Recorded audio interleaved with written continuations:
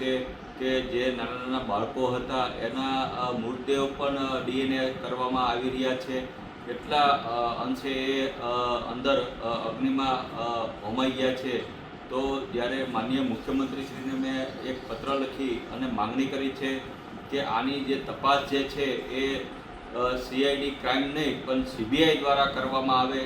IS હોય, IPS હોય, commissioner હોય કે અન્ય કોઈ કલેક્ટરશ્રી હોય, કોઈ પણને આમાં છોડવામાં ન આવે અને આની તપાસ સંપૂર્ણ ક્રાઇમ બ્રાન્ચ નહીં પણ આની જે તપાસ જે છે એ CBI દ્વારા કરવામાં આવે તેવી હું માંગ કરું છું. સાથોસાથ એ પણ માંગ કરું છું કે આવા અધિકારીઓ જે છે એને એની સંપત્તિની જાંચ જે છે એ ED દ્વારા કરવામાં આવે અને એની સંપત્તિ જે ED દ્વારા જાંચ કરી અને અપ્રમાણિક જો માલુમ પડે તો એની સંપત્તિની હરાજી કરી અને